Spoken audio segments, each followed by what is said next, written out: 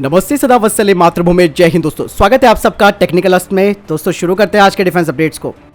भारत की ताकत का अंदाजा इस बात से लगाया जा सकता है कि जब भारतीय स्टूडेंट यूक्रेन में फंसे हुए थे तब मात्र एक फोन कॉल ने युद्ध विराम करके अपने छात्रों को सफलतापूर्वक उस युद्ध के मैदान से बाहर निकलवा दिया। यूक्रेन युद्ध के दौरान भारतीय छात्रों को निकालने का काम काफी मुश्किल भरा था। ये बात खुद एस जयशंकर जी ने कही है। उन्होंने कहा कि प्रधानमंत्री नरेंद्र मोदी ने दोनों देशों के राष्ट्रपतियों से बात करके छात्रों को सुरक्षित निकालने का रास्ता निकाला। एस जयशंकर जी ने ऑपरेशन गंगा पर जानकारी देते हुए कहा कि एक वक्त तो सुमी में छात्र बस में बैठ गए थे, तभी दोनों तरफ से गोलाबारी शुरू हो गई। तब प्रधानमंत्री नरेंद्र मोदी ने मोर्चा संभाल लिया और छात्रों को सुरक्षित निकालने के लिए पूरी ताकत झोंक दी।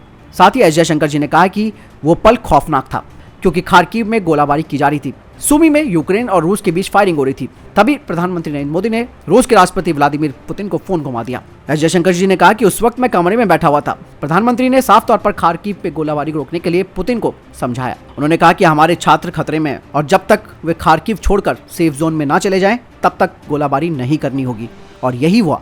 जो लोग ये देश में बैठकर ये चिल्ला रहे हैं और कुछ स्टूडेंट जो वहाँ बैठे हुए थे जिन्होंने ये बोला कि हमारे लिए कुछ नहीं कर रहे और हमें जबरदस्ती हमारे साथ सिर्फ फॉर्मेलिटी निभा रहे हैं, उनको भी ये बात जाननी चाहिए कि उनकी जान बचाने के पीछे एक बहुत बड़ी रणनीति थी। सैन्य बलों में अब नए तरीके से सैनिकों की बहाली की प्रक्रिया शुरू होने वाली है। इसे टूर ऑफ ड्यूटी का नाम दिया गया है। इसे कम बजट में युवाओं को रोजगार देने के इरादे से जल्द ही लॉन्च किया जाएगा। इसे लेकर करीबन 2 साल से तैयारी चल रही थी। इस अभियान के तहत कम सरकारी खर्चे में एक निश्चित अल्पकालिक अनुबंध पर सैन्य बलों में अधिकारियों और सैनिकों की बहाली की जानी है। इसके तहत नौकरी का समय 3 साल का हो सकता है। दरअसल कोरोना महामारी की वजह से पिछले 2 सालों में सशस्त्र बलों में सैनिकों की भर्ती में भारी कटौती की गई है। एक रिकॉर्ड के मुताबिक वर्तमान में सेना, वायुसेना और नौसेना में करीबन 1,25,326 पद खाली पड़े हैं। इस अनुबंध को हरी झंडी मिलने वाली है। इस हफ्ते रक्षा मंत्रालय में टूर ऑफ ड्यूटी पर ब्रीफिंग दी गई है।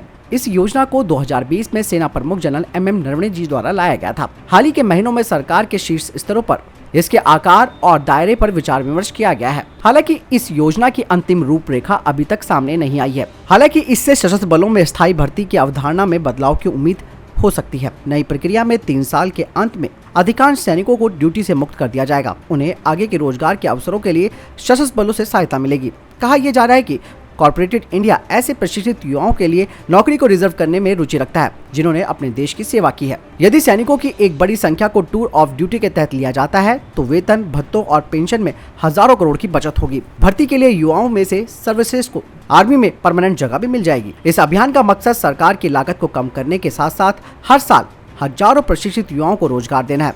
यही नहीं, इसके अलावा IIT जैसे प्रतिष्ठित कॉलेजों के छात्र जो सशस्त्र बलों में उच्च प्रौद्योगिकी अभियान के विस्तार में योगदान दे सकते हैं, उन्हें एक छोटे कार्यकाल के लिए सेवा देने के लिए प्रोत्साहित किया जा सकता है, जिसके बाद वे आगे अपना करियर बना सकते हैं। अच्छा फैसला है दोस्तों, और इससे सबसे बड़ी बात है कि सरकार पर जो बोझ है वो कम पड़ेगा और सैनिकों की कमी भी पूरी होगी। दोस्तों मैंने आपको डिफेंस अपडेट में बताया था कि रूसी हथियारों को लेकर अमेरिका बार बार भारत को चेता रहा है, लेकिन दोस्तों अब अमेरिका को अपने गिरेबान में झांकने की जरूरत है। दोस्तों यूक्रेन में जिस तरीके से भीषण जंग जारी है, ऐसे में अमेरिका अब रूसी हथियारों को लेकर भारत को धमकाना शुरू कर चुका है। ऐसे में अमेरिका के रक्षा मंत्री लॉयड ऑस्टिन ने साफ तौर पर कहा कि रूसी हथियारों में निवेश करना भारत के हित में नहीं होगा। दरअसल अमेरिका चाहता है कि भारत रशियन हथियारों पर अपनी निर्भरता को कम करे और उनसे हथियार खरीदे, लेकिन डिफेंस एक्सपर्ट्स ने भी एक बड़ी अच्छी राय दी है। उन्होंने कहा कि भैया आप भले ही भारत को रूसी हथियार खरीदने से मना करो, लेकिन इसके बदले में आपने भारत को क्या दिया है? क्या आपने भारत को घातक हथियार मुहैया कराए हैं? क्योंकि रशिया भारत को घातक हथियार दे रहा है जो कि चीन से निपटने के लिए भारत की जरूरत भी है। और अमेरिका का दोगलापन दोस्तों आप इस तरीके से भी समझ सकते हैं कि किस तरीके से ऑकस समझौते के तहत ये ऑस्ट्रेलिया को अपनी परमाणु पनडुब्बी तकनीक को दे रहा है। और दोस्तों यही नहीं, वहीं दूसरी तरफ अमेरिका ने ब्रिटेन और ऑस्ट्रेलिया के साथ मिलकर आधुनिक हाइपरसोनिक मिसाइल को बनाने का समझौता भी कर दिया है। इसके अलावा ऑकस समझौता तो इन्होंने चीन के खिलाफ ही बना रखा है, जिसमें कि परमाणु पनडुब्बियां और उसकी तकनीक वो ऑस्ट्रेलिया को दे रहा है। भारत ने बोला था कि हमें भी दे दो, इन्होंने मना कर दिया। तो ऐसे में ये कौन होते हैं जो हमारे देश के लिए ये बोलने की कोशिश कर रहे हैं कि आप किससे हथियार लो और किससे नहीं? वफादारी क्या होती है वो रशिया से हम सीख सकते हैं। एक चीज़ और है दोस्तों, मैं आपको और बताना चाहूँगा, थोड़ा सा अगर बैक हिस्ट्री में जाएंगे तो आपको पता चल जाएगा।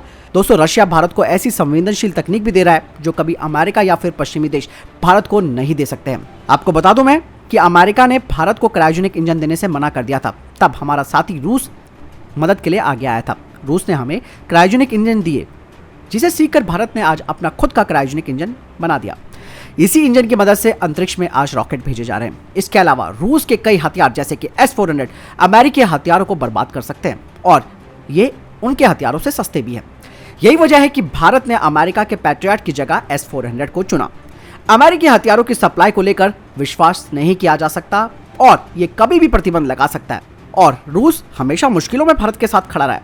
लद्दाख संकट के दौरान भारत ने हजारों करोड़ों के हथियार रशिया से खरीदे, तो ऐसे में आप समझ सकते हैं कि पलड़ा किसका भारी है। दोस्तों, उस दौर को भी नहीं भूला जा सकता जब कारगिल युद्ध के दौरान इनसे हमने GPS मांगा था, इन्होंने साफ तौर पर मना कर दिया था और आज ये भारत के पीछे पीछे दौड़ रहे हैं। शर्म आनी चाहिए इन लोगों को।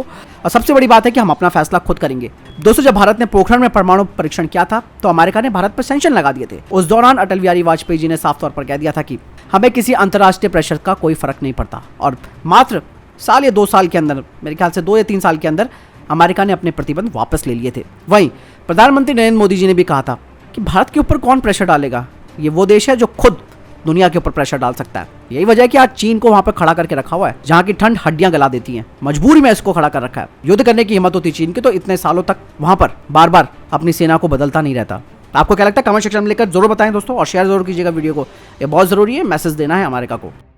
अगली अपडेट पाकिस्तान से आ रही है। दोस्तों, पाकिस्तान के प्रधानमंत्री इमरान खान और सेना के बीच कुछ ठीक नहीं चल रहा है। दोस्तों, इमरान खान को लग रहा है कि उनकी सरकार गिराने के पीछे पश्चिमी देशों की साजिश हो सकती है। वहीं पाकिस्तान की सेना इन पश्चिमी शक्तियों, खास करके अमेरिका के साथ अपने संबंधों को फिर से सुधारने पर काम कर रही है। पाकिस्तानी सेना प्रमुख जनरल कमर जावेद बाजवा ने कुछ दिनों पहले एक सेमिनार के दौरान अमेरिका को खुश करने के लिए कई बयान दिए थे। वहीं पाकिस्तानी सेना हर हाल में अपने देश को फाइनेंशियल एक्शन टास्क फोर्स यानी कि FATF की ग्रे लिस्ट से बाहर करने की कोशिश में जुटी हुई है। ऐसे में पाकिस्तान को पश्चिमी देशों की मदद लेनी पड़ेगी। पाकिस्तानी सेना बड़े पैमाने पर चीनी हथियारों और उपकरणों का इस्तेमाल कर रही है, लेकिन चीनी उत्पादों को लेकर पाकिस्तानी सेना का अनुभव काफी अच्छा नहीं है। ऐसे में पाकिस्तान अमेरिका समेत कई पश्चिमी देशों से हथियार और दूसरे उपकरणों को खरीदने की कोशिश कर रहा है, लेकिन पाकिस्तान के आतंकवाद को समर्थन करने की जो नीति है उसकी वजह से कोई बड़ा सौदा नहीं हो पाया। दरअसल पिछले कुछ सालों में पाकिस्तानी सेना को जो टैंक, आर्टिलरी और एयर डिफेंस सिस्टम मिले हैं जो चाइना से हैं, ये हथियार अप टू द मार्क नहीं है। और सबसे बड़ी बात यह है कि इन सभी हथियारों और उपकरणों की सर्विसिंग ठीक नहीं हो पा रही है। वहीं पाकिस्तानी सेना के सूत्रों ने यह भी कहा है कि अमेरिका, फ्रांस और जर्मनी सहित कई पश्चिमी देशों के पाकिस्तान को डिफेंस टेक्नोलॉजी देने से इनकार करने से देश की रक्षा तैयारियों पर असर पड़ा है। यही नहीं, इसके अलावा फ्रांस ने भी पाकिस्तानी नौसेना में तैनात अगस्टा 90B क्लास की पनडुब्बियों को एयर इंडिपेंडेंट प्रपोजल के साथ अपडेट करने से इनकार कर दिया था। इतना ही नहीं, फ्रांस ने पाकिस्तानी वायुसेना की मिराज लड़ाकू विमानों के बेड़े को अपडेट भी नहीं किया। जर्मनी ने 2020 में पाकिस्तान की पनडुब्बियों को AIP तकनीक से अपडेट करने से इनकार कर दिया था। फ्रांस और पाकिस्तान के बीच द्विपक्षीय संबंध काफी खराब है और यही वजह है कि जनरल बाजवा बार बार तारीफें कर रहा है पश्चिमी देशों की। तो दोस्तों, आप समझ सकते हैं किस तरीके से बाजवा बटरिंग कर रहा है अमेरिका और पश्चिमी देशों की, लेकिन इन्हें घंटा हासिल नहीं होने वाला, क्योंकि ये आतंकी के आका हैं, ये सब जानते हैं, लेकिन इन्हें कोई हथियार तो दूर कोई इनके यहाँ जाना तक पसंद नहीं करता है। और बाकी की जो इनकी इमेज बनी हुई थी इंटरनेशनल लेवल पर, वो भारत ने खराब कर दी। जम्मू कश्मीर के पुलवामा जिले के त्राल में सुरक्षा बलों और आतंकियों के बीच मुठभेड़ हो गई। इसमें सुरक्षा बलों ने 2 आतंकियों को मार गिराया। इन दोनों आतंकवादियों की पहचान कर ली गई है। पुलिस अधिकारी ने बताया कि इन दोनों पर श्रीनगर के खानमेह इलाके में एक सरपंच की हत्या सहित कई आतंकी मामले में ये शामिल रहे और अभी हाल ही के दिनों में इन दोनों ने त्राल को अपना ठिकाना बनाया हुआ था, लेकिन अब इन्हें फाइनली भारतीय सेना ने 72 हुरों के पास भेज दिया है। दोस्तों, 3 अप्रैल को शाम को जो आसमान में रहस्यमय चमकती हुई रोशनी देखी गई थी, उस पर कई तरीके के इनपुट्स प्राप्त हुए हैं। ऐसा कहा जा रहा है कि पवनपुर गांव में एक खुले मैदान में एक धातु की अंगूठी, एक सिलेंडर जैसी वस्तु मिली थी। अब इसरो के वैज्ञानिकों की टीम इसका निरीक्षण करने के लिए वहां पहुंच रही है। पहले तो इसे उल्का पिंड बताया जा रहा था, फिर कहा गया कि ये चाइना का रॉकेट हो सकता है, और उसके बाद अपडेट आई कि ये न्यूजीलैंड का रॉकेट है। लेकिन अभी भी कई तरीके की चीजें छानबीन के बाद सामने आएंगी। दरअसल ये भी एक कारण हो सकता है कि स्पेस डिब्रीज बहुत ज्यादा हो चुकी हैं अंतरिक्ष में, और ये जो मलबा है ये कहीं वहीं से आकर ना गिरा हो। हालांकि अब इसके ऊपर टीम बैठा दी गई है जो कि जांच करेगी और बताएगी कि क्या हुआ है।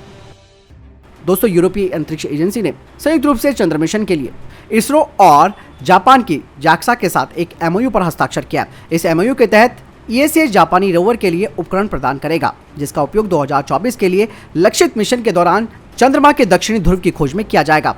इसके अलावा दोनों ही अंतरिक्ष एजेंसियां भारत को डेटा अधिग्रहण, अंतरिक्ष नेविगेशन और मिशन संचालन के क्षेत्रों में क्रॉस सपोर्ट में भी सहयोग करेगी। दोस्तों, इसरो और JAXA के बीच जो मून मिशन है उसको लूनर पोलर एक्सप्लोरेशन मिशन कहा जाता है, जिसका उद्देश्य चंद्रमा पर एक भारतीय लैंडर और जापानी रोवर को लॉन्च करना है। चंद्रमा पर पहुंचने का ये भारत का चौथा प्रयास होगा, क्योंकि चंद्रयान 3 मिशन इस साल अगस्त में उड़ान भरने वाला है। आज के टॉप कमेंट्स है,